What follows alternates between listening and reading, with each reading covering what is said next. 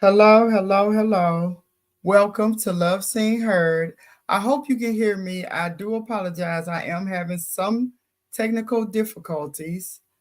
I tried to use a different streaming service today and it just wasn't working out for me. So if you can hear me, please put a one in the chat and I'll just wait a little bit until we can get some people in. I'll play some music just until some people come in.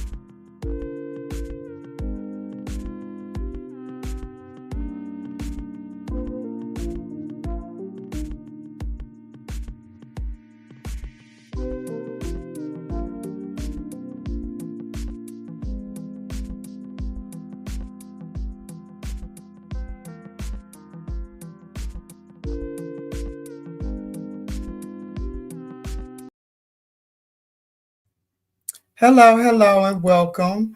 I see people are coming in. Hello, Pamela, Mora, MLC Capricorn, Miss Sugar Sweet. Hello, hello, and welcome. I am having technical difficulties. Um, the old saying goes, if you don't use it, you lose it. And that's what has seemed to happen because I haven't been on here in a while. So everything that I was planning on, it may not work out today because I was trying to use a different streaming service. And for some reason, it wouldn't connect to my YouTube. So here we are. But anyway, so for those of you who've been to my channel before, welcome. My name is Dee Dee Star. Like I said, it's been a while, just a little bit of an update. I started school um, not too long ago, so I'm going into a new profession, which I'm really happy about, and I'm going to do some commentary and some videos on that shortly.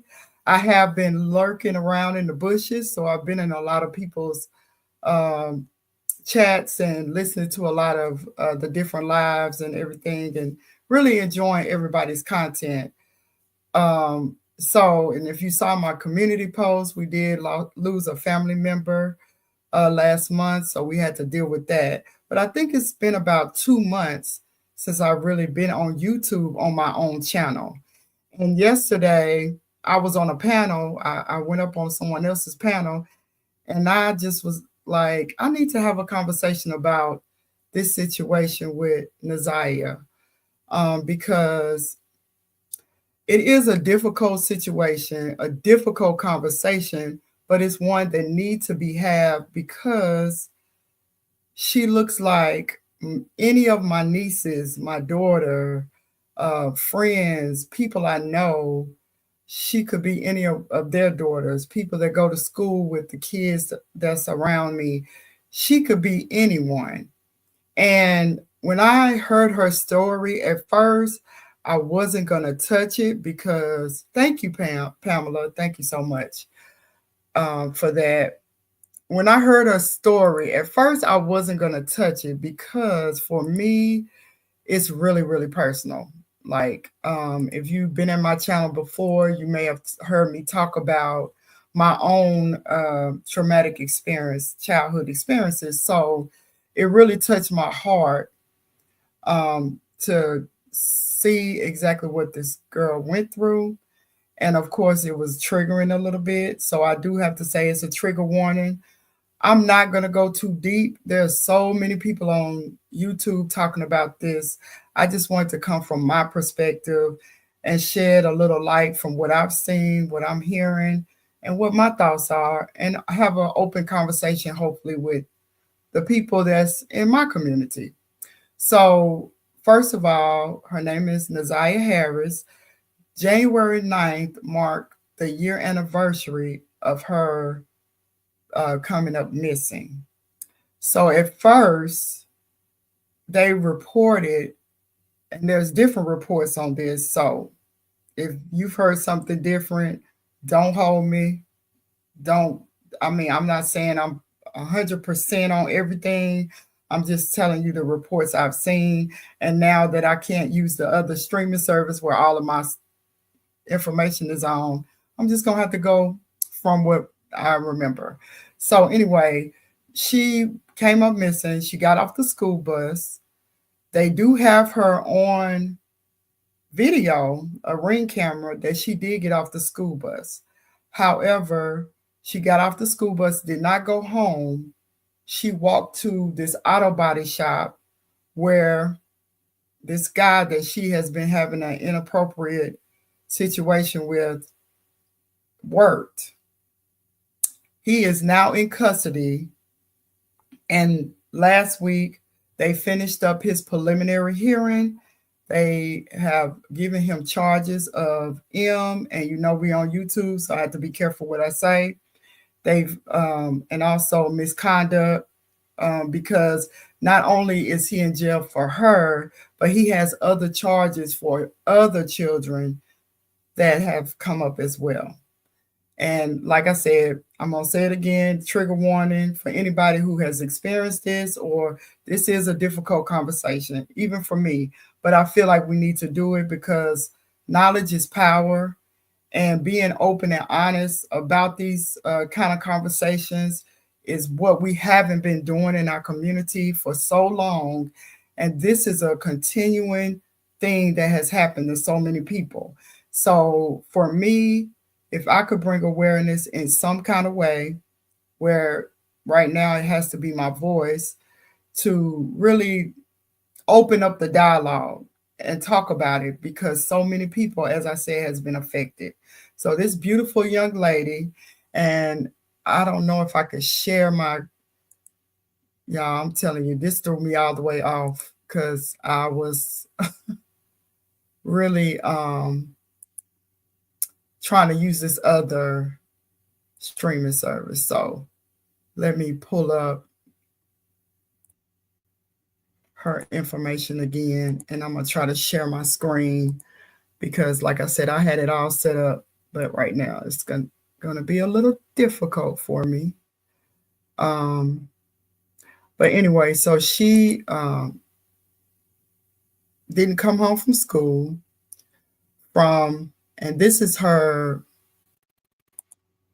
post from the Missing Children's website. And hello, Coach CP, good to see you. Good to see everybody, and I'm glad you all came. I didn't know how many people would come in because it's been so long, but I'm happy for those who have stopped by. And if you look at this on the replay, I am going to put some of the information that I had before into this video and re-upload it later because I do want to talk about this again. I was going to do a recorded video and I decided not to. Now I'm thinking I should have went with my first thought. But anyway, back to what I was saying. So this is a picture of her. Let's see. I hope you can see it. Can you all see it? Okay. So this is her picture, Naziah Harris. And now she will be 14 years old because, like I said, it was a year ago, January the 9th, that she became missing. So they are still looking for her, but they have kind of come to the understanding that she is no longer alive, which is very sad, which is very, very sad for this beautiful young lady.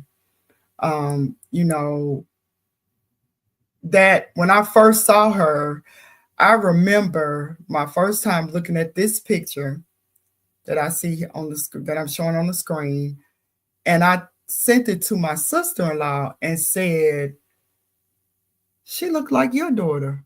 And she said, "She sure does." I remember us having this conversation. I didn't know much about it at that time, but like I said, in the last week or so, it just kept coming up on my timeline, my YouTube timeline. I started listening to some of the videos and everything, and then I looked at the court proceedings on Detroit Fox 2 News. They have their own YouTube channel, and they did stream a lot of the court proceedings. So I got to see it there. And when I looked at it, I felt like I had to talk about it. One reason why I needed to talk about this is because, from all intents and purposes, and everything is alleged, I don't know, I wasn't there. I'm going by what has been reported, what the family has said, people around the family has said. This was a generational thing. Let's just start there. She was a victim of, they say, like, generational curse. This was generational. This was experienced by more than one person in the family. This person, and I really don't want to say his name because I don't want to give him nothing, but because of the situation, and he is in court about to go on trial. His name is Jarvis Butts. He had already served time for a previous situation that he had done to other children. So for this little girl to have to come in contact with this person is really disheartening. How he came in contact with her, and I don't know if any of you in the audience know the story, anybody listening on the replay. I'm just recapping some of the information for those who haven't heard of this. I mean, there's some people that may haven't heard of it. So he came in contact with her because he started dating her aunt. Her aunt went on to have 5 children by this man. So her aunt and her mother lives in the same house. This little girl, I mean, not her mother, I do apologize. And anybody of you, if I say something wrong, please correct me. I have no problem with that because I want to get this right because it's so serious. Her mother lost custody of her. So I do apologize. She lived in the home with her aunt and her grandmother. Her grandmother, either, because it's conflicting. Sometimes I'm hearing she adopted her. Sometimes I'm hearing she was the legal guardian. I'm not very sure which one it is, but that's the person who legally she was under, which was her grandmother. So if you look at the court proceedings, and some of it, I have to tell you, it's very graphic, especially when they talk about the text messages back and forth. It's very sad. Some of the things that she was really open to with this gentleman is, well, I shouldn't even say gentleman because he's not. He's a monster, as the judge said. He's a monster. So what she was subjected to by this monster is just horrible. It's horrible. It's horrible. It's sad. It's heartbreaking. Yes. Okay. So Miss Sugar Sweet says the aunt knew about his past, and that's crazy to me. Miss Sugar Sweet, let me tell you something. When I heard somebody has a video of her talking, and I'm gonna put a lot of this stuff in my description because I had to redo everything because I had it set up, but now I got to redo it. But anyway, they have a sound bite of her talking about how if they rehabilitated him, then she have to basically give him a chance to. Disgusting. So she gave him access basically to all these children because not only did Naziah live in the household with the grandmother and the aunt has 5 children by him, and she says it proudly with her chest, which is disgusting to me, but that's my opinion. Also, the grandmother is a foster parent, and she keeps children on a regular basis from the foster care system. So you have this convicted, because he's not alleged, it's not they're going to charge him. This not he has already been convicted for a similar crime and spent jail time for that crime. Okay? Disgusting. Let me take a second. Got to really back in because I'm passionate. I don't want to go too far in and go crazy, but I'm serious. This is a real subject for me. Miss Cutie Pie, yes, on the stand, she said adopted. That is correct. But then someone else, one of the, I can't remember exactly who it was. I had it all set up, but whoever it was said legal guardian. So they're saying interchangeably both things. So I'm not sure exactly which is true. Hello, April, October. Yes, Miss Cutie Pie is talking to us, Sugar Sweet, and she was talking about the fact that they had 4 or 5 kids. Pamela said, well, she held accountable for at all, basically. Okay, so we're going to get to that, Pamela. It gets deep. It's a lot to this story. I'm not going to be able to cover it in this time period. I just wanted to come, put my take on it really short, and I'm going to come back because we're going to be discussing this. And then when he goes on trial, I hope they show it, air it, so everybody can see it, so we can have real dialogue and commentary, because I'm sure they have a lot of evidence that, of course, they didn't have to show, because all they needed to show on the preliminary part was that it was probable cause to charge him with the unaliving of this child. So that was basically what the preliminary hearing was about. Okay, so Miss Sugar Sweet said, you don't give a P a chance around children. That's absolutely right.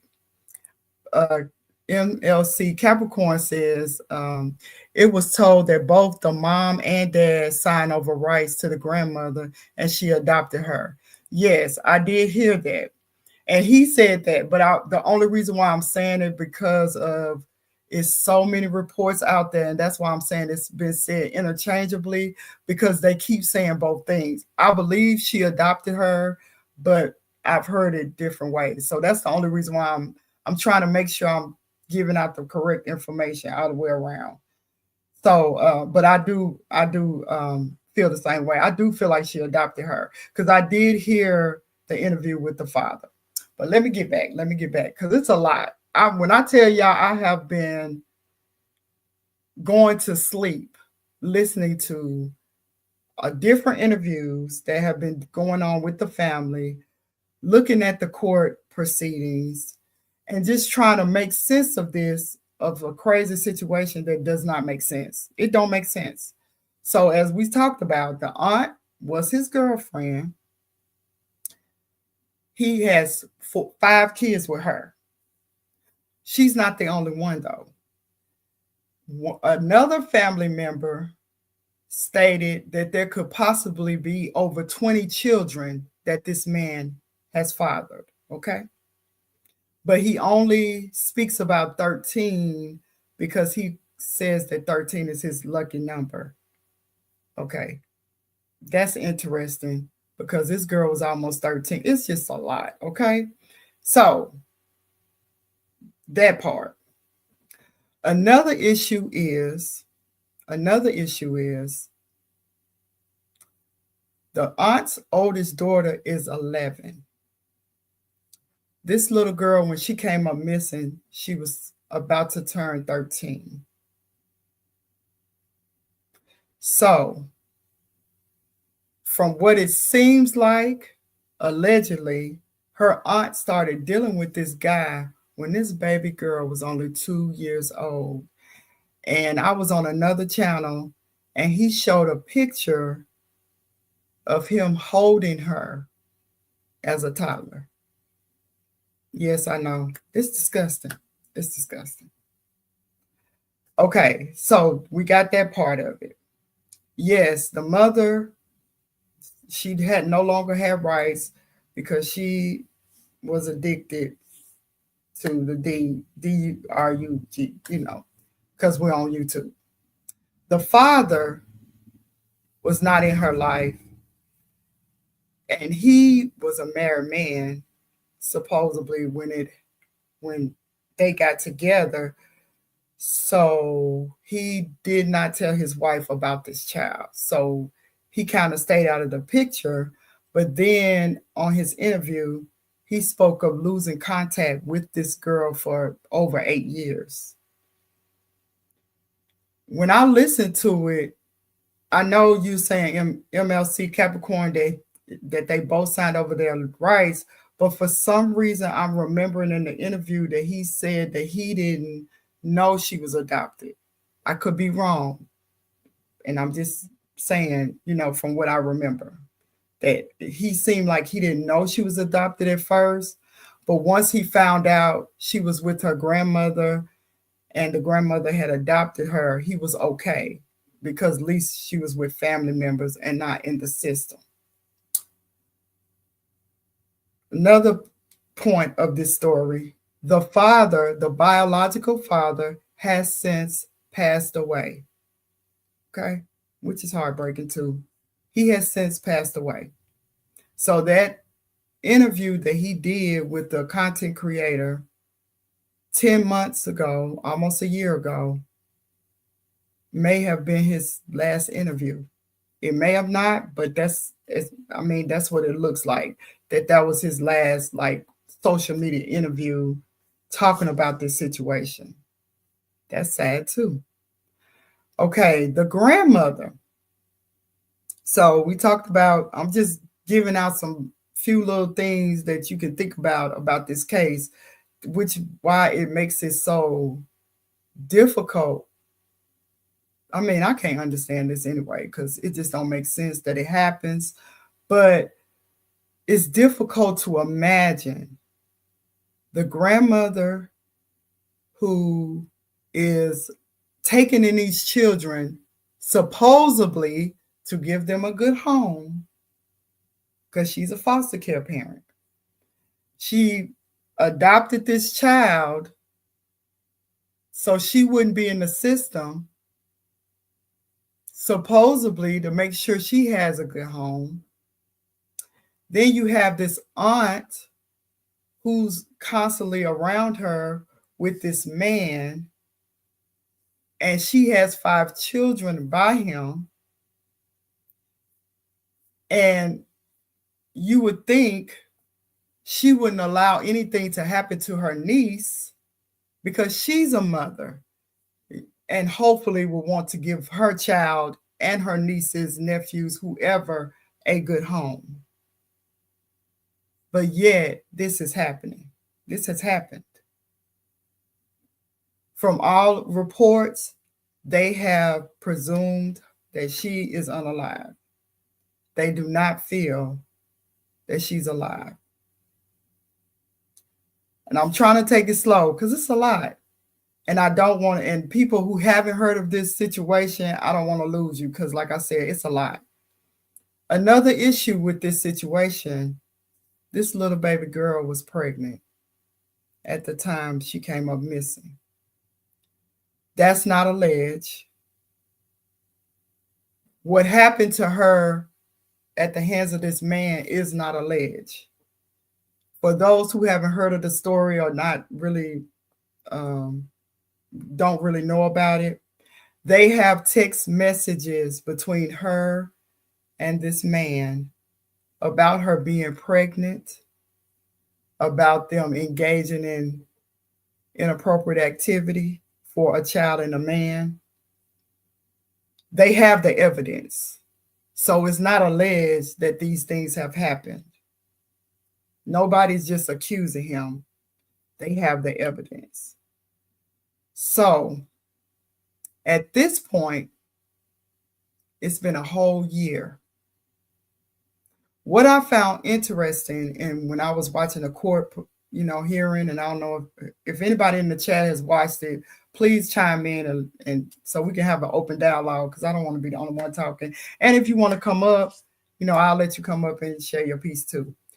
But this, when I looked at this court hearing, it really made me angry at the grandmother and the aunt, especially because they showed no emotion about this child. Now, remember, she's been missing all this time. They have not found her. They have found evidence of her, but they haven't found her. So, how can you, as a grandmother, get on the stand and just talk about her like, she was just somebody, not like she was your grandbaby? This precious little girl that you see on the screen with this beautiful face, she didn't talk about her as if she was hurting. Now, I don't know if she's hurting. I'm not speaking for the grandmother. I'm not trying to criticize her or nothing. I'm just strictly going by how she appeared in that courtroom. The aunt, when she talked, she did not display any emotion. She did not talk as if this was an awful thing that has happened to her niece. Everything they were saying were matter of fact. So what were they saying? How did they testify? Let's talk about that. The aunt testified that she told her mom, she was waiting on her mom at the door because her niece never came home. Okay. The mom stated, this is their testimony. I'm not making this up. You can go to Detroit Fox News YouTube channel and you can see their testimony. The mom told her that she would take care of it in the morning. Yes, Miss Cutie Pie, you're right. I was getting to that. You're right. The mom said, I'll deal with it in the morning. You tell me. Y'all tell me. Well, I'm just saying. We women in here. It could be some men in the bushes. I don't know. Y'all tell me. And before we go further, please hit the like button. Please hit the like button. I know it's been a while I've been on here, but hopefully YouTube will put me in the algorithm. So please hit the like button. Can you imagine your baby, your grandbaby, has been missing all these months? But when you get on the stand and talk about her, it was almost like she was not your grandbaby. You're just giving testimony. Yes, Pamela, in the morning. She said she was going to deal with it in the morning. Oh, we're going to get into it. Hey, Braylon, what's going on? Glad to see you. It's been a minute. I haven't been on here in a while, so I'm glad you came through.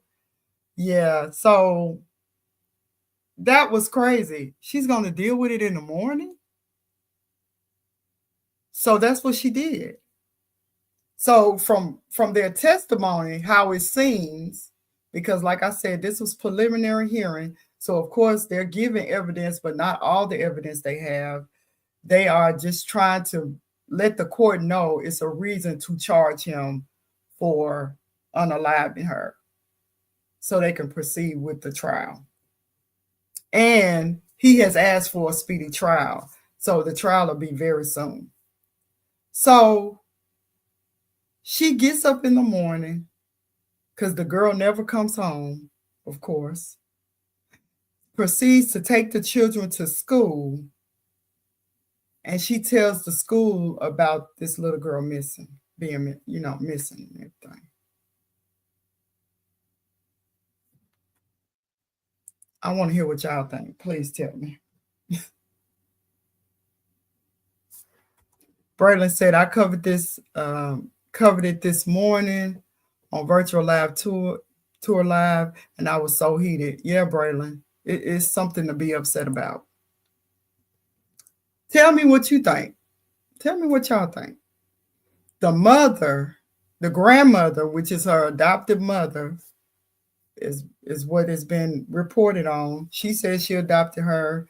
Some people saying she's the legal guardian, but regardless to what, she was entrusted with the care of this little precious girl.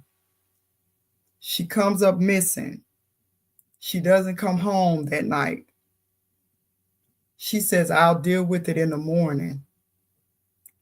And she dealt with it the next morning.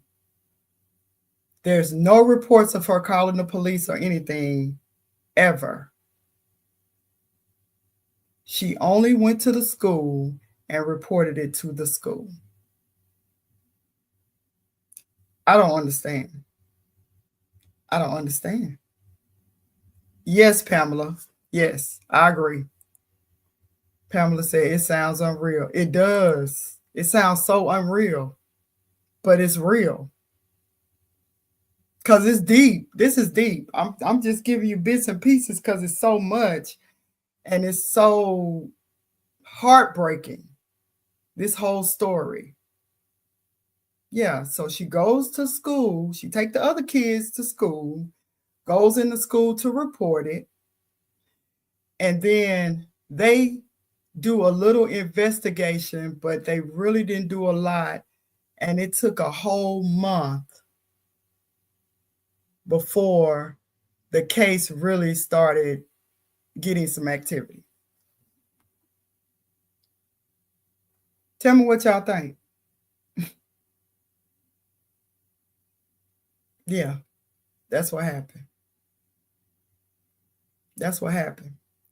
So in the meantime, what do you think is happening with this person who did this to her, who's not just accused, now he's been charged with it? And of course, I have to say this, even though I don't want to, but I have to say this. Everybody is innocent until proven guilty. I have to say this. So he is charged. His trial is coming up, but he has not been proven guilty for this crime. So we're going by the evidence they showed, but this is what it is. So the mother of this, the biological mother, because I'm going to get back to why I said this is a generational problem. The biological mother has suffered this same type of similar situation. She didn't go into detail, but something happened when she was a child under the guise of her mother. There are reports that the grandmother had children very young. So it could have been a possibility that she suffered at the hands of someone. The aunt says she got with this man when she was 16. He was already in his 20s. So even though it may be consensual in that state at 16, I don't know, I'm not sure. My problem with it is she was still a child. So she also has dealt with this at the hands of someone. Can we see the pattern? Can we see the pattern? This little girl come up missing. You're going to deal with it tomorrow in the morning. But they've had traumatic experiences all around them for years. For years. Just being I'm not making it up. This is what they're saying. Also, there was a cousin of Naziah. She just did an interview. She spoke of the aunt being her monster. I'm going to say it like that because that's what they are. When you do that to a child, I don't care. You're a monster. So she spoke of how she experienced it in her young age from her aunt, who is the girlfriend to this person. If you're just coming in, I'm going to let y'all sit on that. If you're just coming in, please hit the like button. Thank you for all of y'all who came in. For people on the replay, please make sure you hit the like button.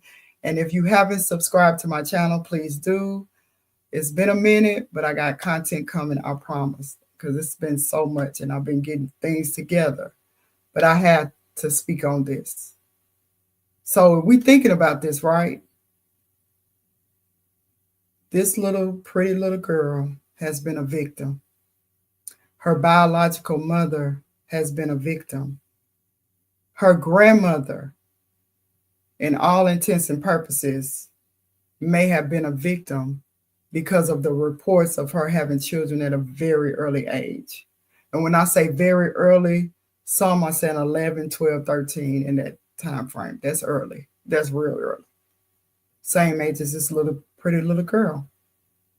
Her aunt has also stated that she was with him at 16 and he was already older. So she's a victim. Another cousin came out to tell her story because of this case being so widespread, and she found the power to speak. She gave her story about how this aunt was her monster, victimized her. It's generational. This is a family thing that's happening, right? I'm talking about this because this is not the only family who has experienced this. And I know that from my own self. This is not the only family who have experienced this. So awareness is the key. This is a heartbreaking situation. It's heartbreaking. It's nothing good about this at all.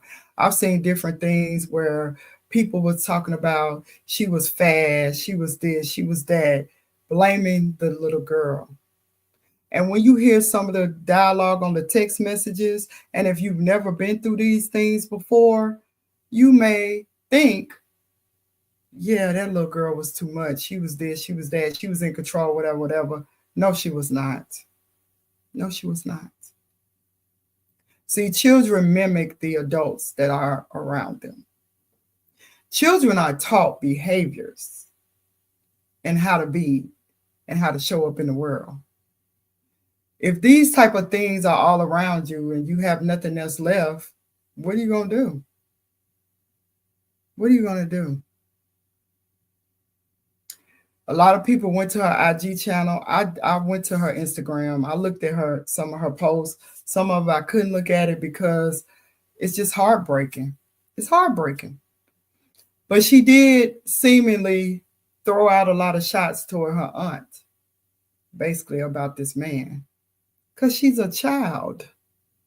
She's a child trying to be grown in a world that she don't even really understand yet because she's only 12, 13 years old. Because this is the other thing. They started knowing about situations from 2022.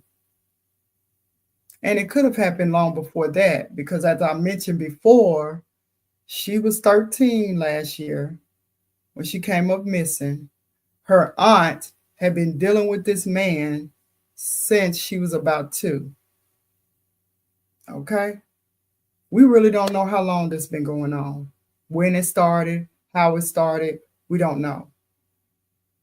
Let's talk about some other things we do know, though. We do know that there's other children in the family, cousins of this beautiful little girl, who has also dealt with the hands of this man. How do we know that? Because one of the testimonies from a witness was a 9-year-old child who had to speak on what she saw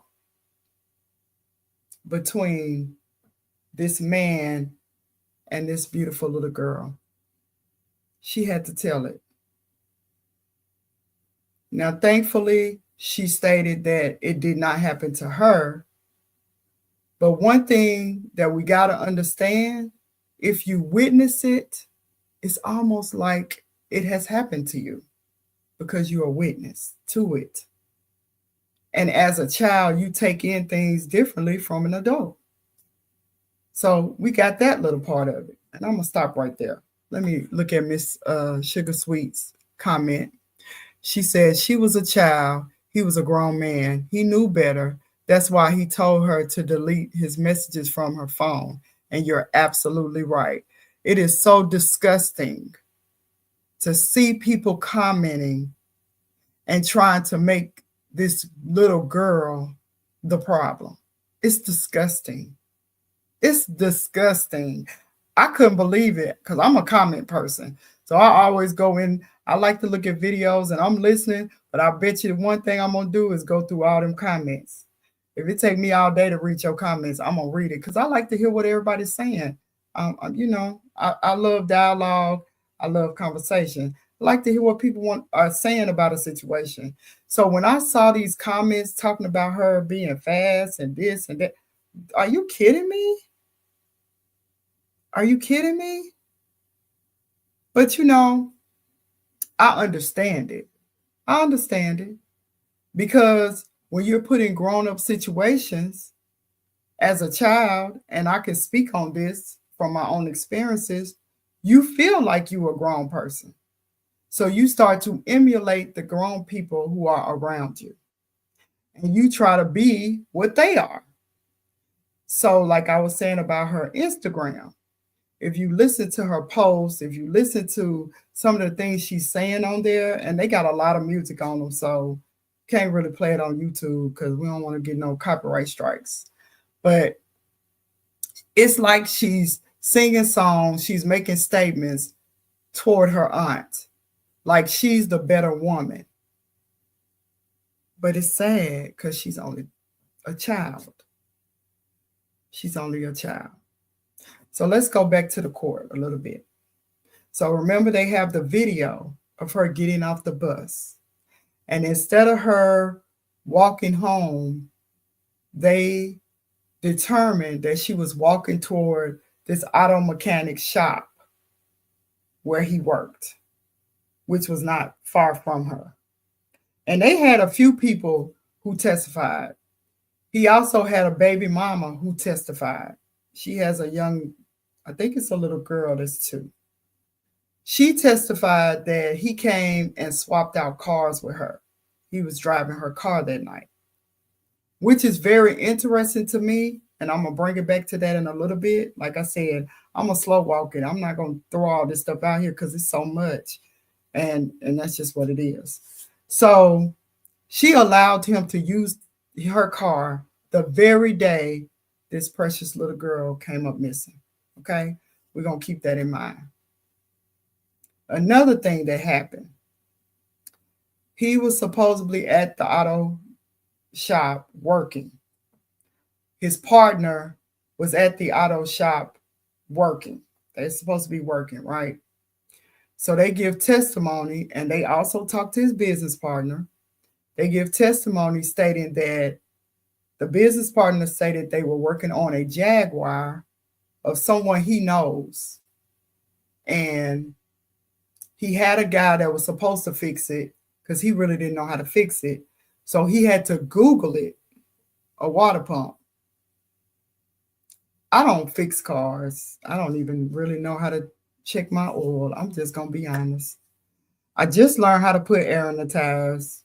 That's all, just a side note. But I know one thing.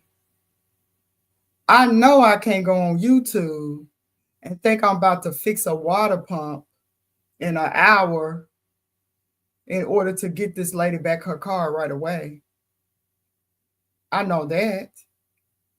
But okay, let's go with his testimony.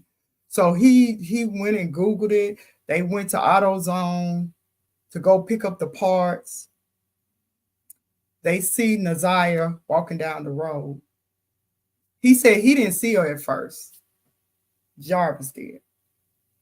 They picked her up on the side of the road and brought her to the shop. So that was part of the testimony. In the meantime, another part of the testimony, Jarvis' sister testified. Now, I'm going to tell you this before I get started on her. I believed her testimony. I'm not going to lie. She got me. I believed it. I believed it. You couldn't have told me that she wasn't telling the truth. Hey, Raw Reacts. Glad to see you. Thank you for coming. I really thought this woman was telling the truth. I'm serious. She cried and everything. She was the only one actually that showed emotion out of the whole situation. Everybody who was a witness, of course, we didn't see the little 9-year-old because, of course, you can't show that since it's a child. So I don't know what her reactions were. But this sister of his cried on the stand, an ugly cry. She had more emotions than anybody else. So I just knew she was telling the truth. Miss Cutie Pie, I'm going to let you know. Hey, Tia P, thank you for coming. Thank you. So I'm going to tell you what you missed, Cutie Pie, because I'm going to tell you, I was sold. This girl telling the truth. So let me talk about her testimony first, and then I'm going to tell you how somebody lying. Somebody lying. Okay. So the sister testified that she talked to her brother earlier. Something was wrong with her car. So she needed to come to the shop to have him look at her car. And the reason why I won't really stress the look at her car, because she really stressed it. If you go back and look at the court hearing, she really kept saying that. They were saying, work on your car. She made sure. She said, no, I'm saying, look at my car. Either way, tomato, it don't matter. You was there for your car. So she say. So she's saying that she was sitting outside in the parking lot, waiting on her brother to look at her car. And in the meantime, she saw her brother's truck, and she noticed a little girl getting in and out of the truck. Okay. She never saw the little girl's face, right? She was towed up. She never saw the little girl's face. But she did have to go to the restroom. And she went to her brother's business partner, and he told her to go to the restroom in the gas station, which is connected to this mechanic shop. Okay? Hope y'all with me.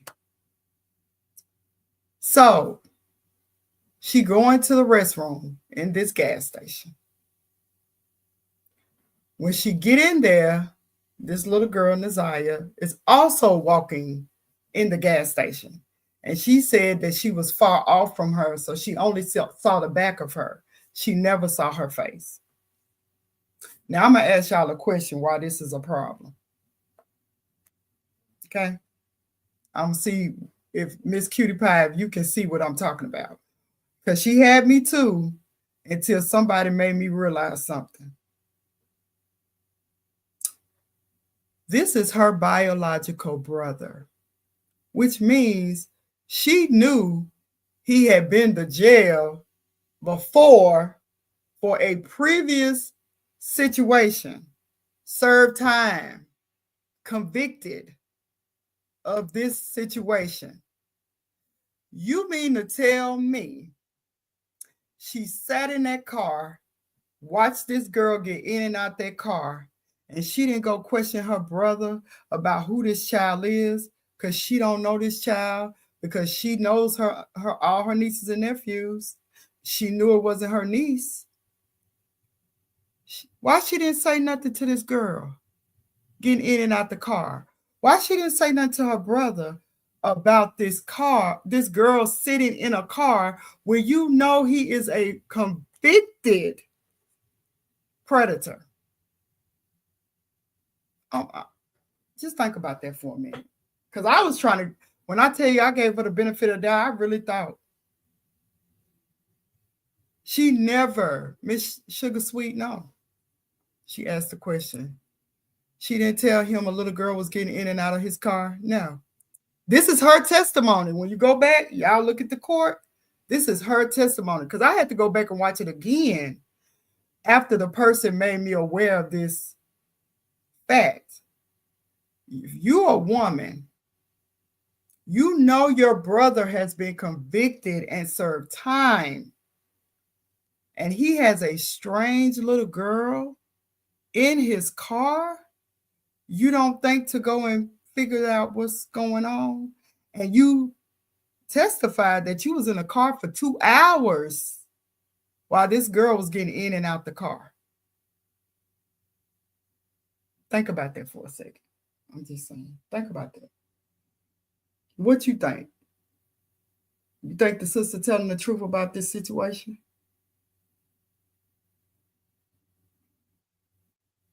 You think this sister is telling the truth about this situation? That she sat outside this auto mechanic shop waiting on her brother to fix her car, look at her car, because she's stressed at either one. And she sat there for 2 hours, and the whole 2 hours, she see a little girl in and out this truck. She don't see the little girl's face, but she did not recognize this little girl at all. And she didn't say nothing. She didn't say nothing. She wasn't upset. It wasn't a red flag. She didn't say nothing.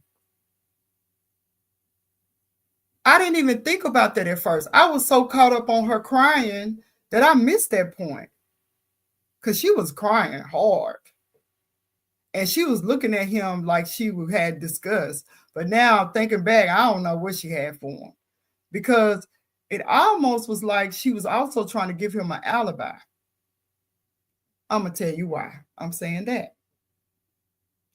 The other girl who testified, and I can't think of her name right now. Like I said, I had everything set up and I'm going to have to redo this video or whatever. But I had to get this off my chest. It's just been lingering in my head. The other girl who testified was the business partner. They call him King. The business partner. I think it was his baby's mother's grandmother's Jaguar. Stay with me. I know. I think that's what he said. That's the car he was fixing on. This girl says that they came to her house about 4:30. Keep that in mind. They came to her house to drop off the Jaguar at 4:30. Okay? But the sister said she sat outside the auto mechanic shop waiting on him to look at her car from 4 to 6 o'clock. And she saw that little girl getting in and out of the car from 4 to 6 o'clock. Who's lying? Somebody lying, because it can't be both. He can't be 40 minutes away dropping off this car to this girl that they fixed the car for and be at the auto mechanic shop where his sister is waiting on him and the little girl is getting in and out the car. Miss Cutie Pie, that's why I'm saying somebody lying. Who lying? Is it the girl who they dropped the car off to? Or is it his sister who claims she was outside? Somebody's lying. Y'all tell me what you think. And while you're thinking about it, hit the like button. If you haven't already subscribed, please subscribe to the channel. You are at Love Seen Heard, and my name is Dee Star. And yeah, this is a topic. And I want to also say once again, if I didn't say it before in the right way, it's a trigger warning to this information because it's a lot.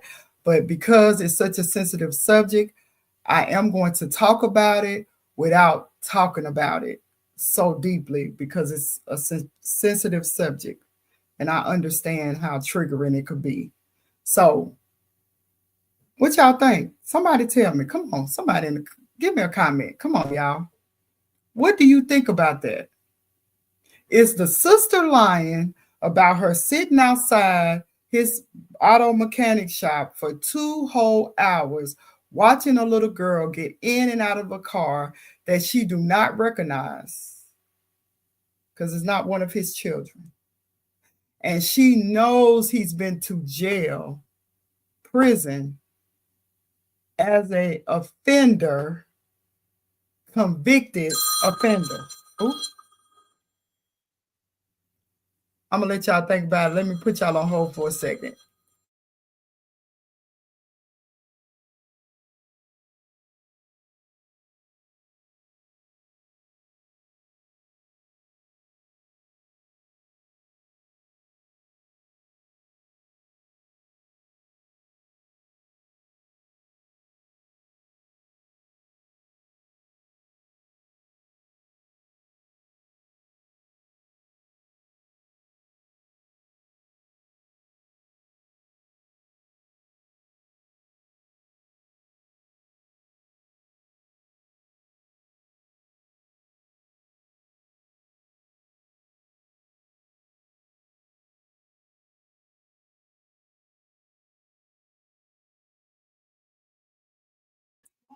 Okay, sorry about that, y'all. My husband called trying to get something to eat. So Pamela said the sister is lying. Okay. Anybody else? Anybody else? Maybe I should tell you more of the testimony from the other girl. So the other girl also mentions that they gave her the card, they gave them the invoice. They came in with Naziah. She came with them. So now you got the business owner, the guy Jarvis, and Naziah. They go to this lady's house. She comes in and sit down with them. She even described which couch they was on and everything. She gave a full testimony. And she stated that they left before her sister came home, which was about 5:30 or something like that. They really didn't stay long.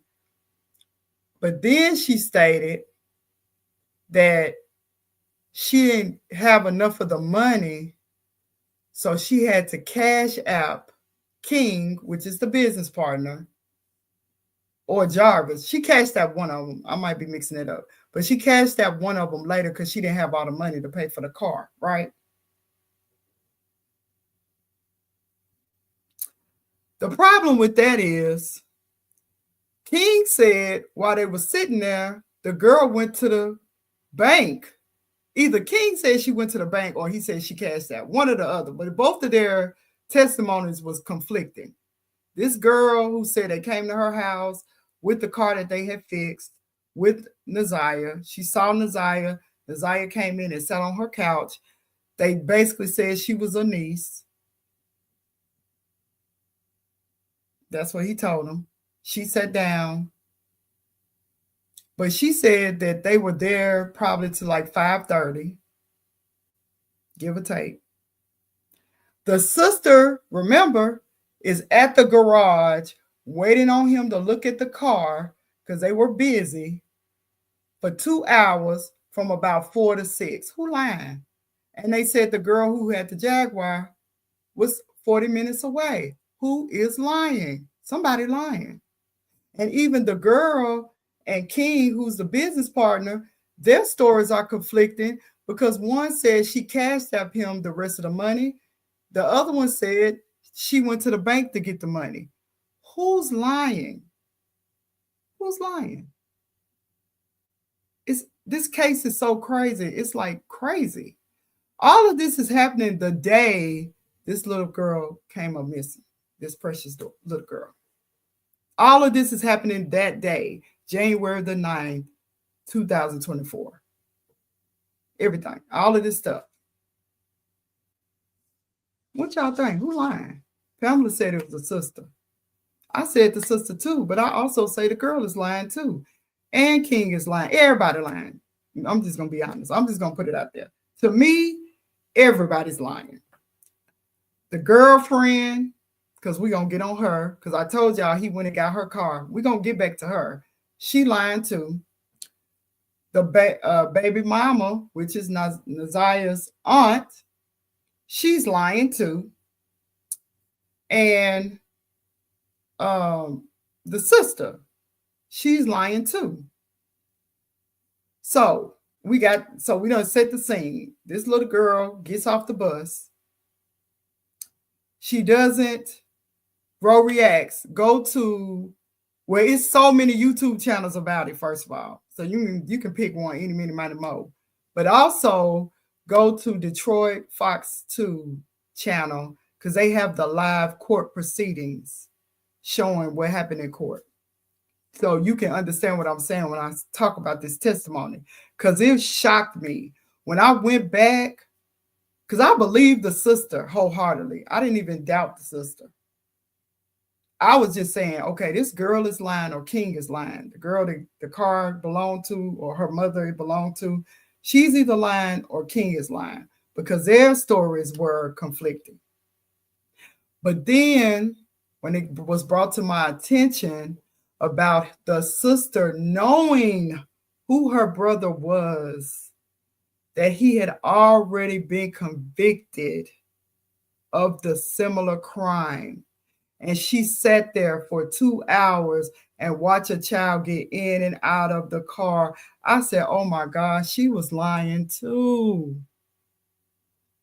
Hey, Soul Star music lover, welcome. Welcome. Can you believe it's 2025? When I tell y'all, that's tripping me out. I'm telling you. I'm telling you, it's tripping me out. Let me see what you said. Soul Star music lover said, this is sad. Every adult who knew this child failed her. A known convicted predator and this child hanging around and zero red flags. That's what I'm saying. That's what I'm saying. How could you, as his sister, not go in there and knock on that door or go into the garage? Wait a minute, let me tell you something. I got to talk to you for a second. Who is this little girl out here? You know, you are convicted of this, of dealing with kids. You know, you're supposed to be on the registry. Why do you got this little kid around your shop? I'm asking. I don't know about y'all, but I'm asking. I got one, two, three. I got 4 brothers. I'm asking, what is she doing here? You want to go back to jail? That would be my question off top. The first time the little girl got in and out the car, I couldn't have sat there like that for 2 hours. So that's how you know the sister got to be lying. She got to be lying. She got to be. Okay. Now, let's go back to the baby mama. This baby mama, she got a blue Nissan Sentra, right? They showed a picture of it. The whole front toe off. She don't have no bumper. One of the questions about that picture, they asked her, was your car like that before he came to borrow it? She said the back part of it was messed up, but was nothing wrong with the front. Y'all keep that in mind, okay? Keep that in mind. The car was not messed up in the front when he came and picked it up, but that's how he brought it back. So she ended up letting him borrow the car. She don't know what happened because they asked her, how long did you think it was going to take him to bring the car back? She mentioned 2 or 3 hours. You know he ain't bring it back to the next day, right? He brings the car back the next day. You tell me what you would do if you let this man drive your car and it comes back tore up with the whole bumper off. What you gonna say about it?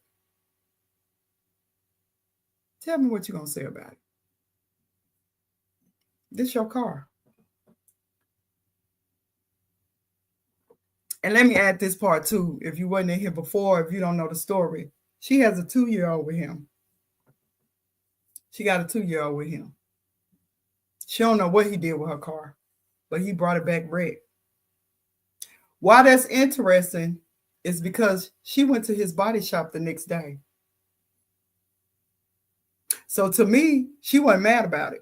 What you think? She was whatever. She wasn't mad about it. She wasn't mad about it because she went to go see him the next day. Now, when she goes see him at the auto shop, because everything happens at this mechanic shop, keep that in mind too. Everything happened over there. So she goes over there with her little kids because she got a 2-year-old, and I guess her other child is like about, I think she said it was 5 or 6. the little boy had some glasses, right? And he was playing with them. And he put it, I know, TLP, I know. TLP, I know. I'm mad too. Look, I'm telling you, this is a crazy situation. It's crazy. Like Pamela said earlier, it's so unreal. It's so unbelievable. So the baby mama, she's at the auto mechanic shop with him. Her little boy find these glasses in her car. He's playing with the glasses. She said, "Take whose glasses are those? Take them off." And he said, "Oh, those are my little boy's glasses." Because remember, he got so many kids, and they ain't met all the kids because they by all different women. She took that. She took that. So then he asked to borrow her car again. She let him borrow again. But he just wrecked your car. I got a problem with her. I got a problem with her. And I'm mentioning this because all of this is alleged. I'm not there. I don't know. They live in Detroit. I don't live there. But this is how it appeared to me from her testimony. You were still messing with that man. Oh, let me give you some more of her testimony. So his attorney is asking her, do she know about the other women he deal with? Because not only did she testify as his baby's mother, you got Naziah's aunt, who just had a baby last year. So this baby mama got a 2-year-old baby by him. Naziah's aunt has a 1-year-old baby by him. And another person who testified is his fiance. So you got 3 women at one time. Because I'm going to tell you something. And I'm going to tell you something that a guy told me one time. And y'all can tell me if it's true or not true. I remember when I was younger, this guy told me, when a man have a woman by a baby, he feels like at any time he can always come back. He can always come back. That's what he said. He told me that. I'll never forget it. I always kept that in mind. If you got a man and he got other children and you meet him when the kids are little, he probably going back and forth a little bit over to the house. Now, I ain't saying all men don't throw tomatoes. I'm not saying that this is the case for everybody, but I just know, and some people know it for themselves, it just happens like that because you still got feelings for the person. You might not be, in a relationship, but that don't mean they're not coming back and forth a little bit, getting what they're getting. You know what I'm saying? Okay. So when that lawyer started asking her how did she feel about him dating other women and all of that, and she kind of had a little attitude, but at the same time saying she know because she been doing her, I said, oh yeah, she was still sleeping with him. That's why he could take her car, wreck it, and bring it back like it was nothing. TLP, I don't really think she was afraid of him. None of these women have said that he was violent toward them at all. They all bragged about him being good to their children. They didn't talk about being afraid. Nobody's testimony. Nobody's testimony.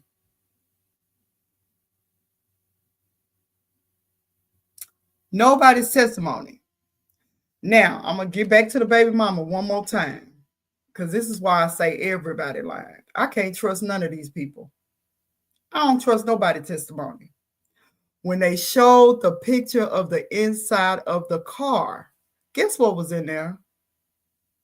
One of those things you can buy like at Lowe's, Sam's, Walmart, whatever, that has like they have the jumper cables on them. They have different things you can do if your car stops.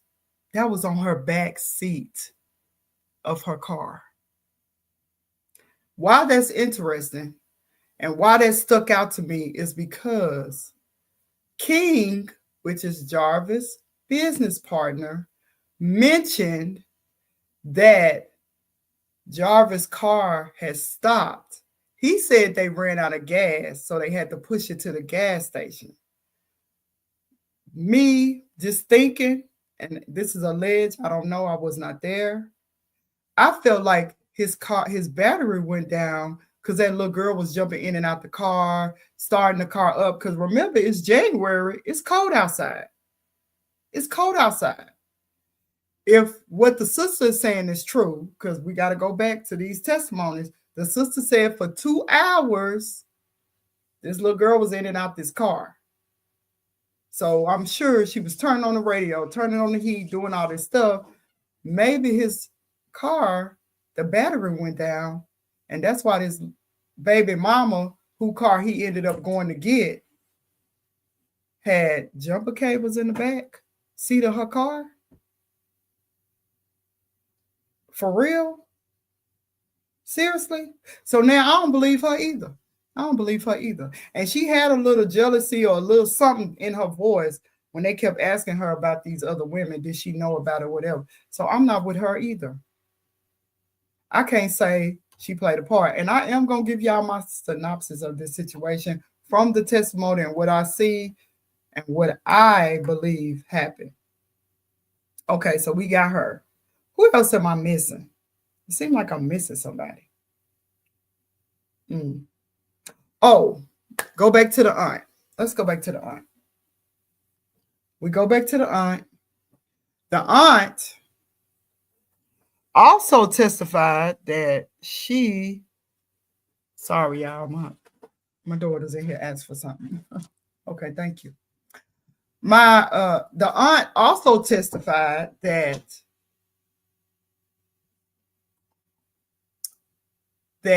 earlier that day, the little girl texted her from school asking her about this address or whatever where the guy is at a lot of the times. I thought that was weird that she said that the girl texted her asking her for directions to this address.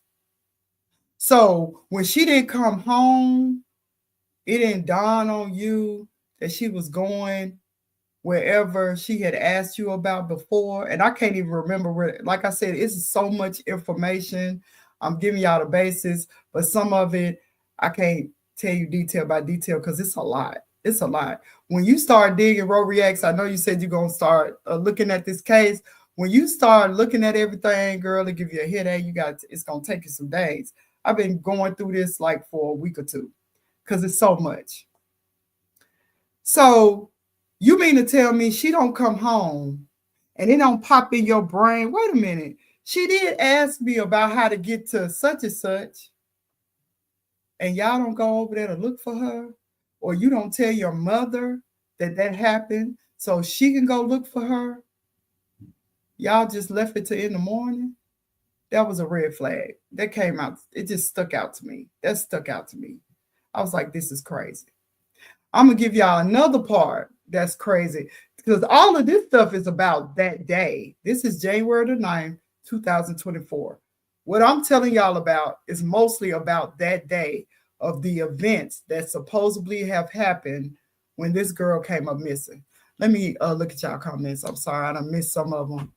Let me go back. So Roe React says, sounds like the woman assisted. Soul Star Music Lover said, I wonder if he was on probation. Now, Roe Reacts, that's what I feel like too. So, Soul Star Music Lover, I do apologize. He was not on probation at all, but he was supposed to be registered. I don't know why I can't say that today, but he was supposed to be registering on a regular basis. He was not. We're going to get to that too. He was not registering and they was not looking for him.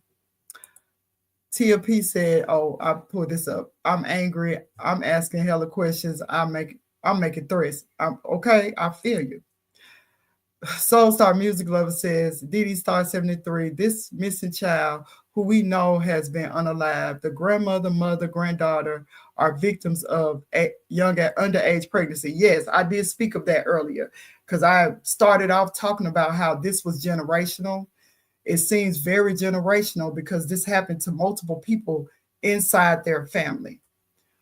Tia P, you talking about the baby mama? Is she afraid of him? I don't believe so. Um, Soul Star Music Lover, I guess you answering to her. He's locked up. That heifer needs to sing like a canary. Right. That's another thing. She ain't saying nothing. Soul Star Music Lover says, oh yeah, he good to the children. These people sound delayed. Very when I looked at that testimony, that was very obvious.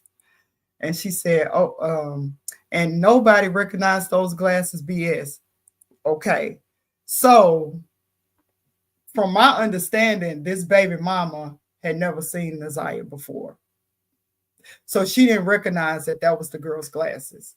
She didn't know whose glasses they were. So when he said it was my son's glasses, she took it at that. His lawyer was pressing her a little bit and said, so did you see that it was prescription glasses, or could have been like some goggles? He was trying to say they could have been Jarvis goggles that he used to work on cars. She said, no, they were a child's glasses. And he said it was his son's. So I knew it wasn't his because he would have said it was his. He said it was his son's glasses. Okay. That's that. It was something else I wanted to talk about, and I forgot what I was finna say.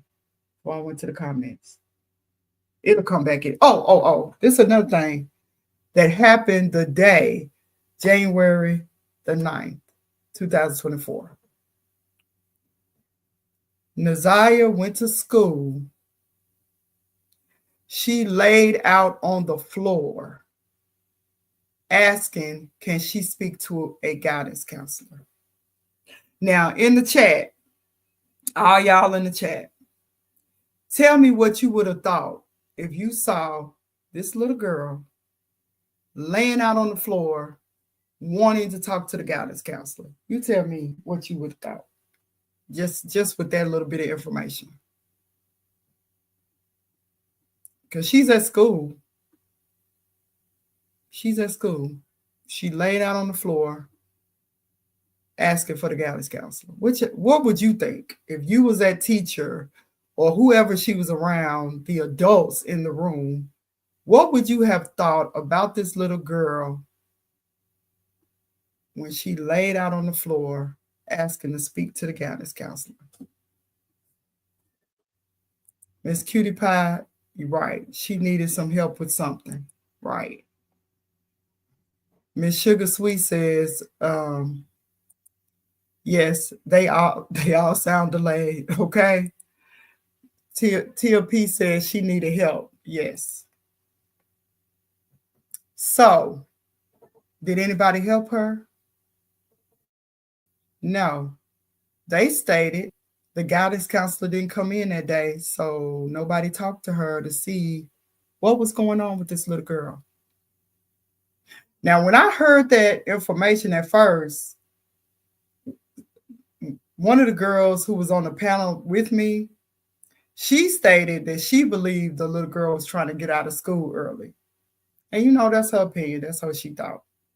That ain't what I'm thinking.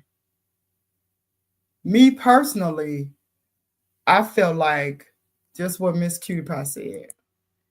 It was definitely a cry for help. Like she was in trouble. Then I got to thinking about it. Roriak says they're mandated to help, right? Yes, they are.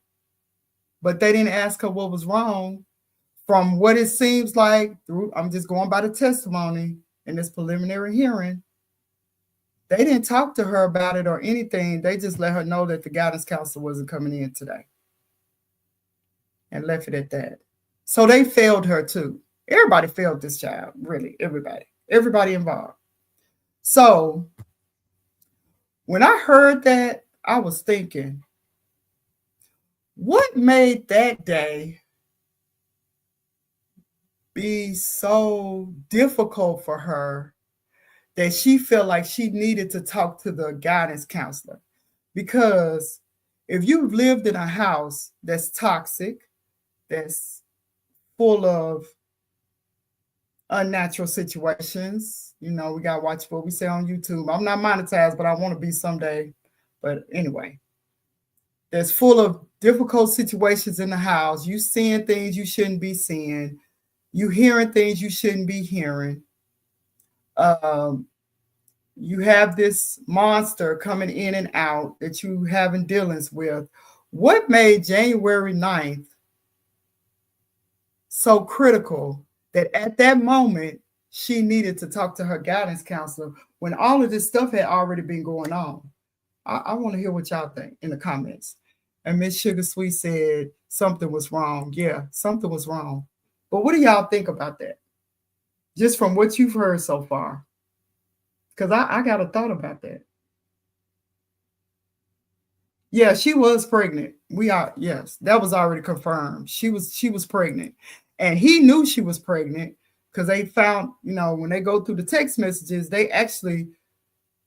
the text messages, y'all, let me just say, if y'all go back and y'all listen to this stuff, I'm going to forewarn you, trigger warning. Those text messages are disgusting. But it gives you context of what was going on, what this guy really knew.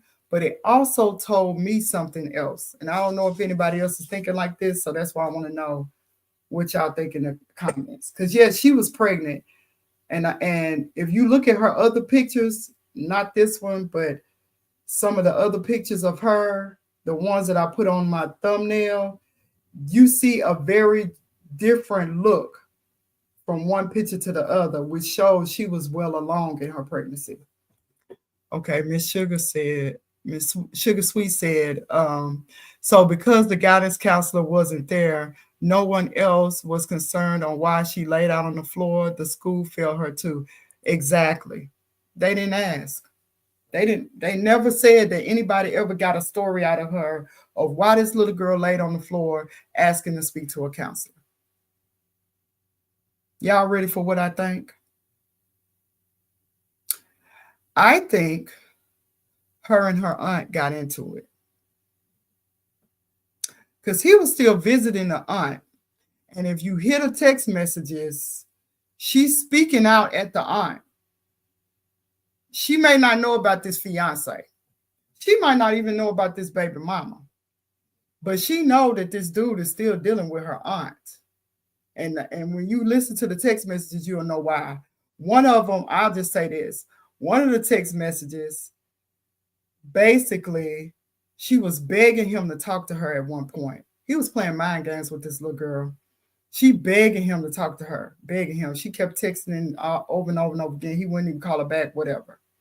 And then she made the statement that I'm not cheating on you. I promise you have me all to yourself, even though I don't have you all to myself, but I understand.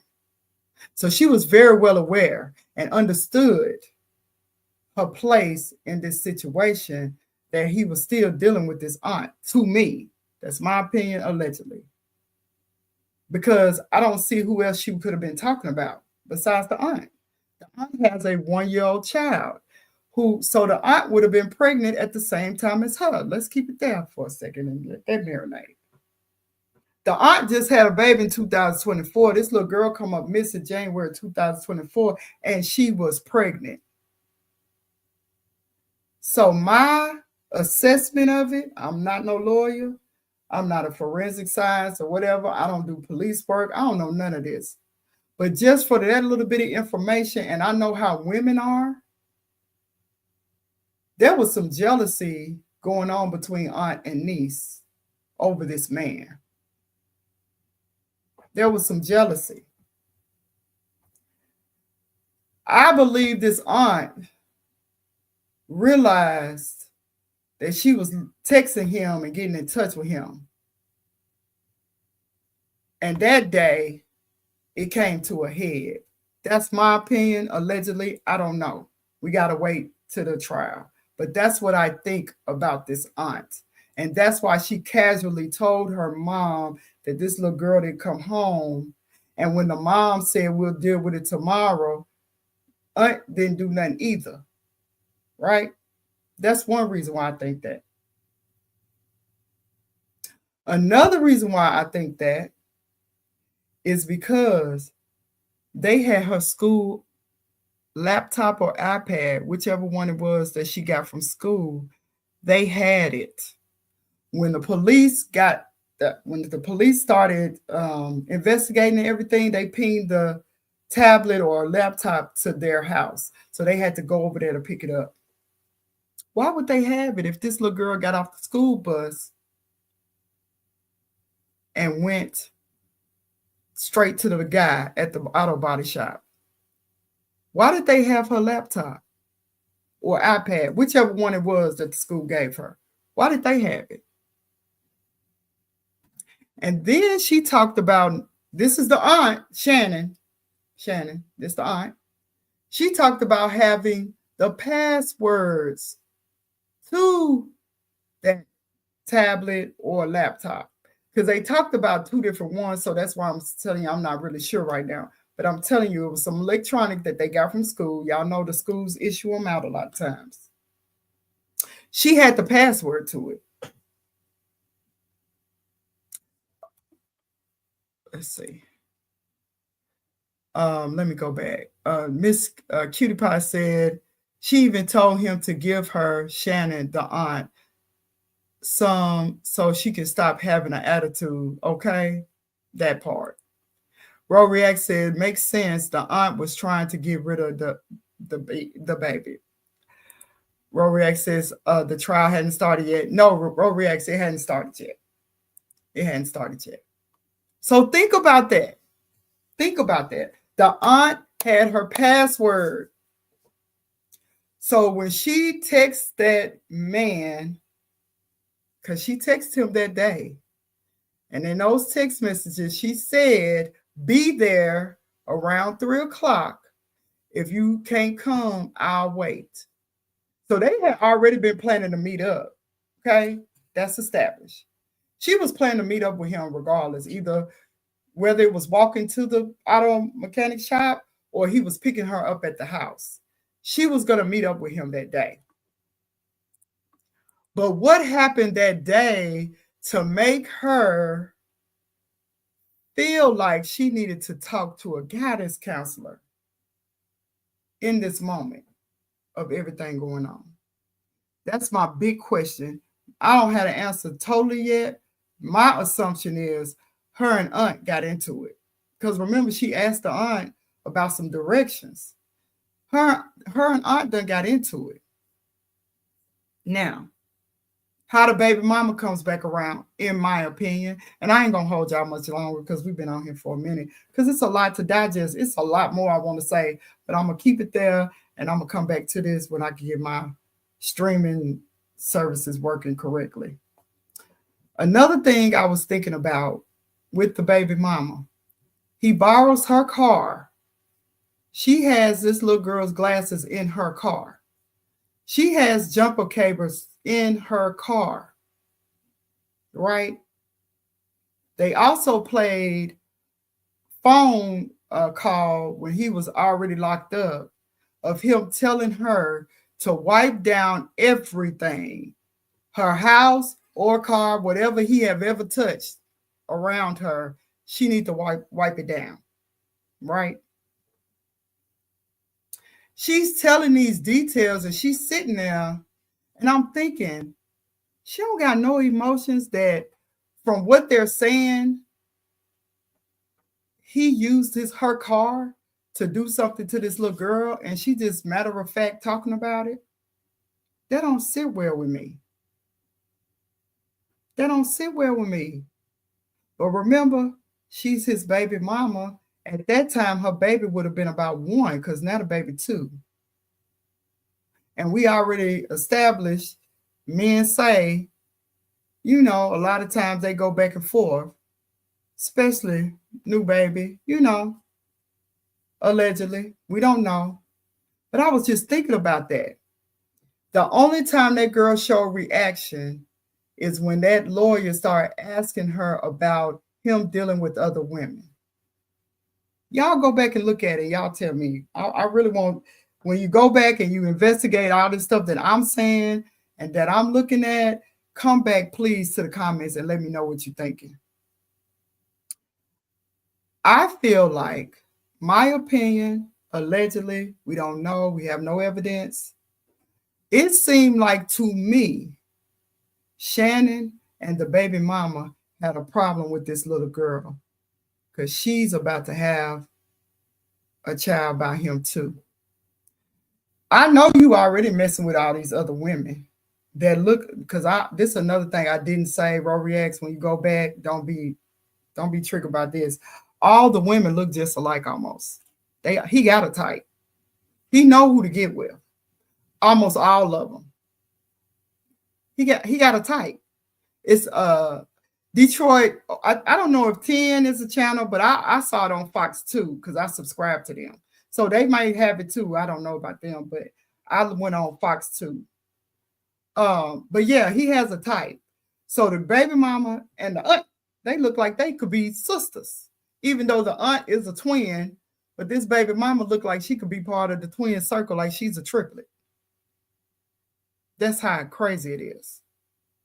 So to me, when I'm looking at what they're saying and the questions that they're asking, because I know it's going to come out in this trial, the people who would mostly have a problem with this little girl is not Jarvis. It would be the aunt and the baby mama, because both of them have the same thing in common. They still are allegedly sleeping with him, and they both have young children with him. Because when the aunt talks about having 5 children by this man, she said with her chest, y'all, hey, this girl loved that she got the 5 kids. Okay? This little girl was in a bad situation. I'm going to end it there because I want y'all to marinate on that. I want you to think about it because I'm going to come back to it because I got some more. And I want to talk about what I really think from my thought process of what possibly happened. But I don't even want to say that right at this moment, but I'm going to leave it there.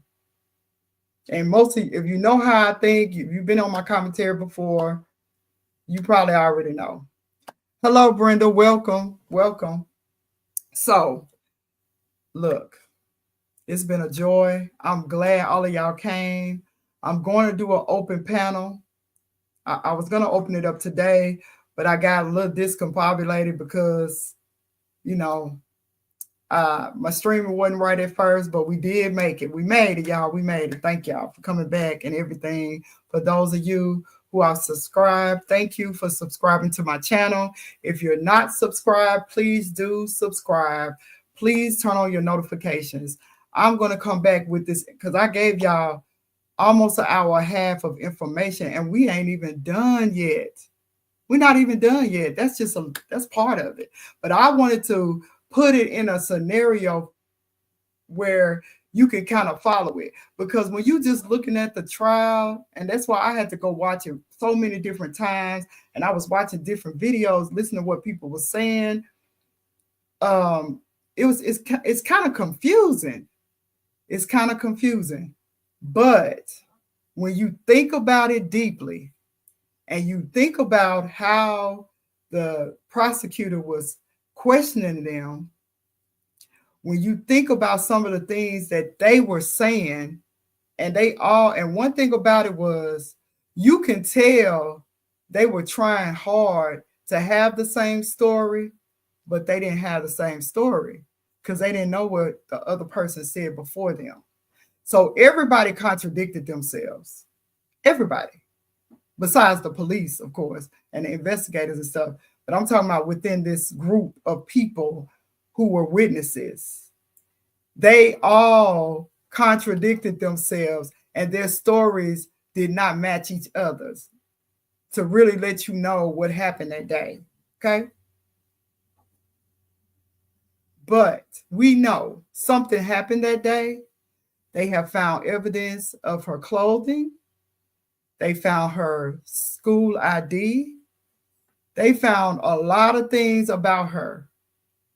That's the reason why they're charging him with unaliving her instead of just being a predator, because they found evidence, and which we still don't know all of the evidence, but they found evidence that she is unalived. So that's what they're going for now.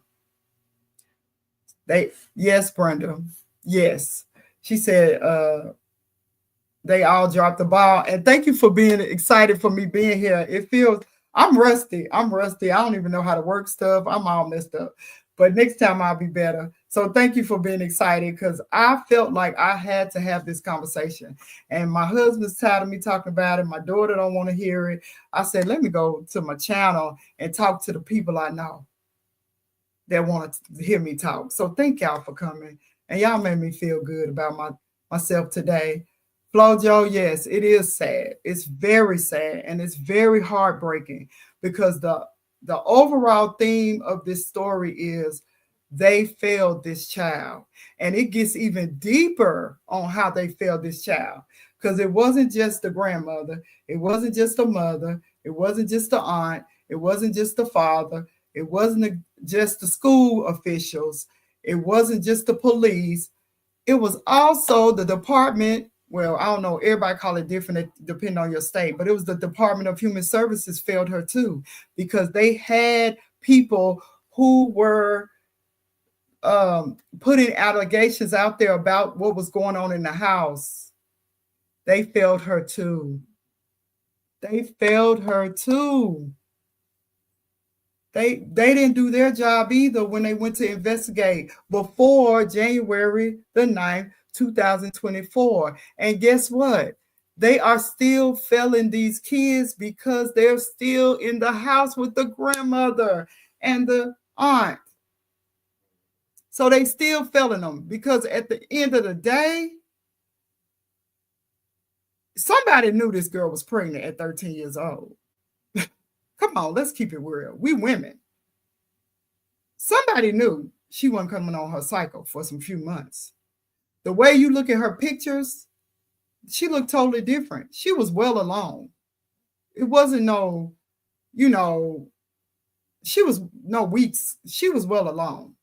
And like I said, the aunt was pregnant at the same time in 2024 because she just had a baby. That's one. And his baby mama had a baby a year before that. So they know, the aunt knew that this girl was pregnant. So what happened January the 9th that caused this to blow up the way it did? Another thing, I'll keep going. So I'm gonna stop. It's been real. We gotta eat dinner. I'm gonna stop. But look, check out the content creators. They are doing a wonderful job on this subject. So many of them have great content. I found a lot of people who are doing great commentary on this subject. A lot of them are showing videos of her Instagram. I just chose not to do that because I just wanted to talk about the circumstances and not to, it's a very serious matter, but I know it's a triggering subject. So I wanted to be careful about how I address this situation. And being that, as I've told my story before, and I will get into it at another time because today it's not about me, but I do understand what this little girl was going through. I felt like it was my duty to speak on this as a fellow survivor. I felt like I had to talk about this. It would not go away. Every time I turn on YouTube, my stream is filled. So I hope I did it some justice. I hope I was honoring her and keeping her dignity, because that's very important when it comes to children of trauma, that they have dignity and respect by all the people around them, because at the end of the day, they didn't cause this problem. They just so happened to be a victim of it.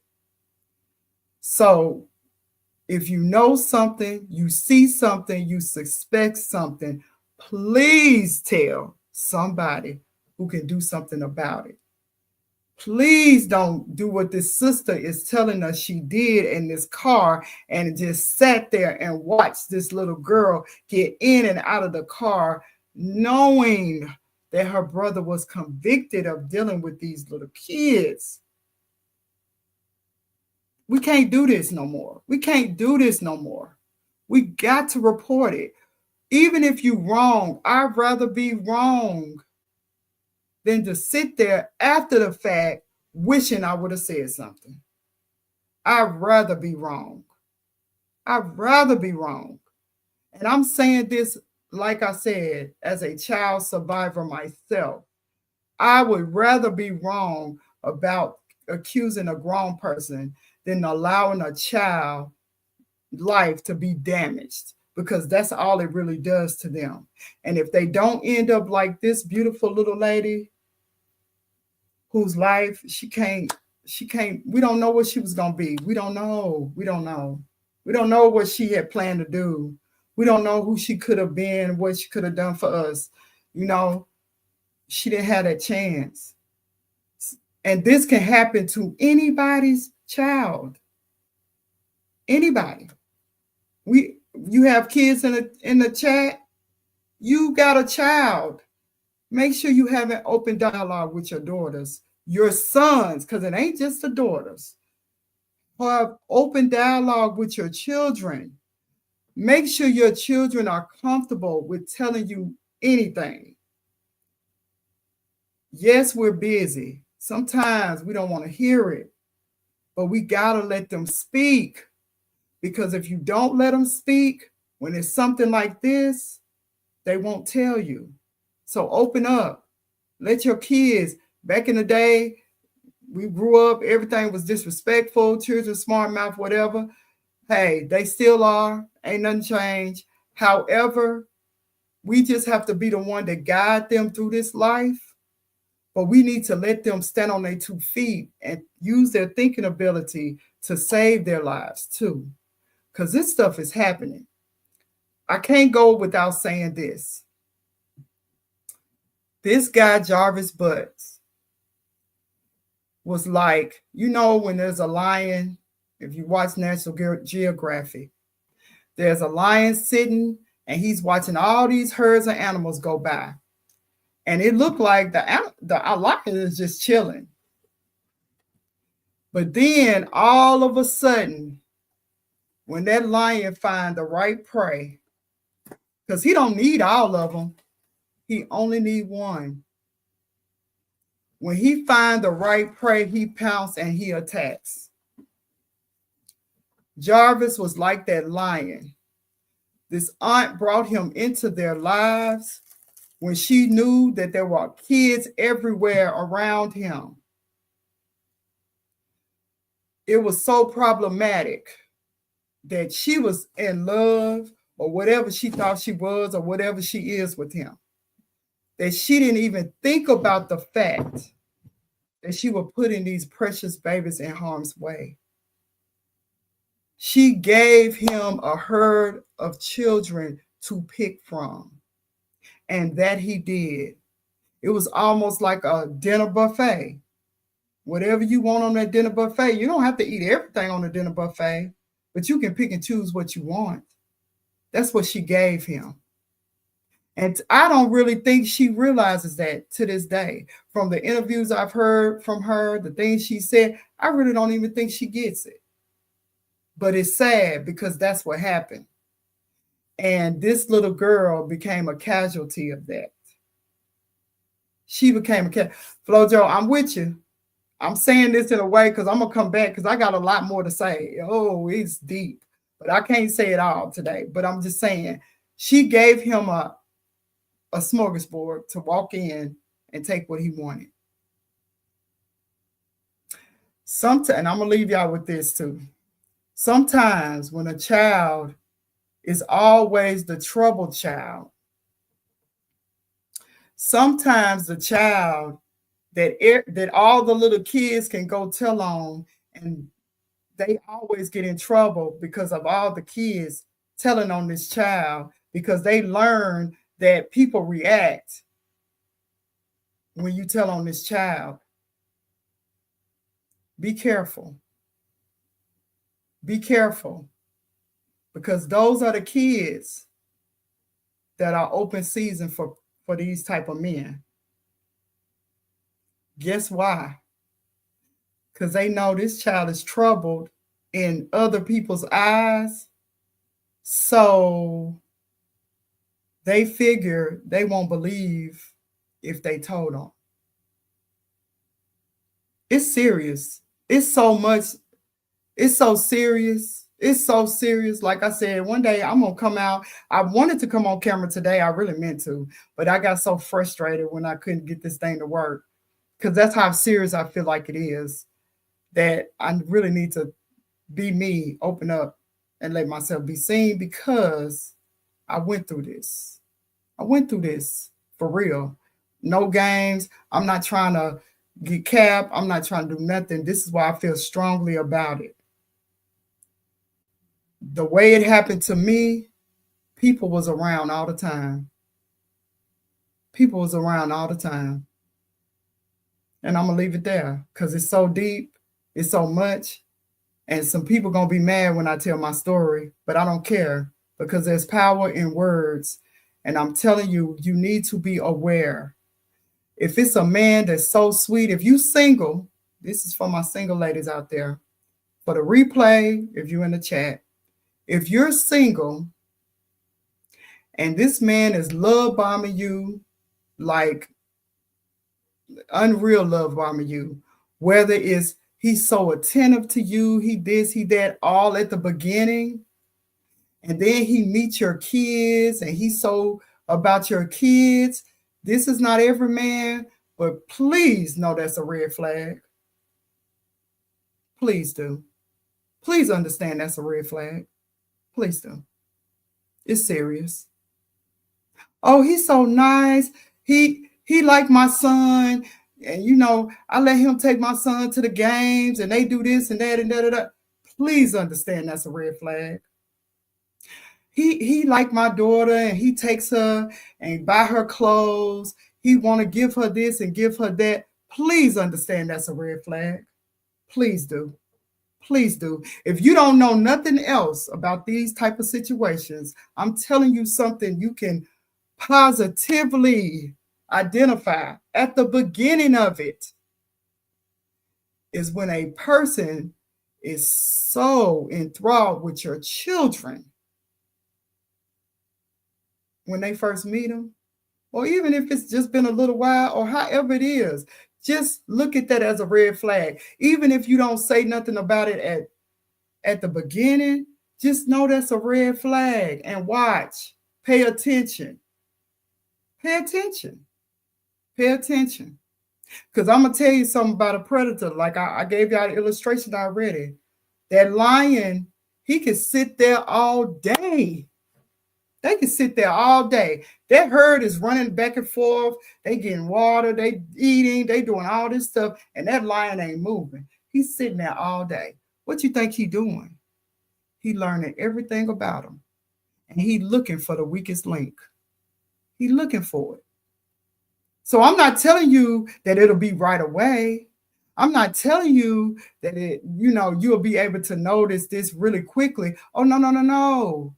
Because they good about it. They good. They good now. They good. They good. So you have to be paying attention. You got to notice what's a red flag or not. And it's not to scare anybody, but it's for you to be aware. It's real out here. And it's too many of these cases are coming up. It's too many of these children being mistreated. They're our future. If they are all messed up or they unalive, what are we going to do? We need people to take care of us when we get too old to be able to take care of ourselves. We're not going to have anybody because this is being allowed too many times. Flojo, go back to my video. I talked about that months ago. I brought that up when I first saw him on the scene. Please go back and look at that video. I talked about that, how uncomfortable I was about him. Everybody was seemingly saying how much of a good guy he was. I never saw him as a good guy. Never, ever. And this don't even have nothing to do with Marquise. This is about him. I saw it from day one. Go back and watch my video because I talk about it. I saw a lot of red flags at the beginning. So yes, Flojo, I agree. Be aware. Just be aware. Sometimes we want love. We want to be my channel. And this is another reason why I feel like I needed to talk about this subject. My channel is called Love Seen Heard. Why is it called that? Because everybody wants to be loved, seen, heard. I don't care how old you are to the youngest person. That's how we feel as humans. We want it every day of the week if we can get it. And when you meet a guy and he seemed to be really nice, attentive, and everything, sometimes our heart get involved and we start closing off, you know, our women's intuition that tells us, hold on, something ain't right about this. Or sometimes we don't dig deep enough in their background so we can understand who this person really is before we allow him into our circle. You know, it's nothing wrong with dating. Go on dates. But do they have to meet your kids on the first date? Do they need to meet your family on the first date? Go on dates. Have fun. Do whatever you want to do. But save your kids. Safeguard them. Safeguard your kids. Put a shield around your kids. He got to work hard to get to know my child. He can't just know my child because he's being nice to me. It don't work like that. That's a red flag. I'm just telling you. I'm not saying all men are out here doing it because it's some women too. Shockingly enough, look at all these reports about these women in school. Whew, it's a lot going on. We got to be aware. And I know I said I was going to go, but I'm passionate about this subject. And because I've been through therapy, still going through therapy, I can speak on it in a way that is palatable. See, that's what I get for trying to use a big word. Sorry, I'm laughing at myself. But I'm trying to make it where the average person can understand where I'm coming from without grossing you out, without you shutting down because it's too much, without you feeling like, oh, here we go again, another emotional person talking about this. No. I want it to be told because for years, just like this little girl who wanted to be loved so bad, and like I said, when y'all go back and look at this court proceedings and y'all hear those text messages, first of all, trigger warning. Second of all, when you see how much this little girl was wanting to be loved, it is so sad. It is so sad. And she couldn't tell nobody what she was going through. It's obvious. She didn't really tell nobody what she was going through for a long time. Now, as this done been developing, more family members are coming out who heard things and know some things or different things. You know, like I said, this rabbit hole gets deep.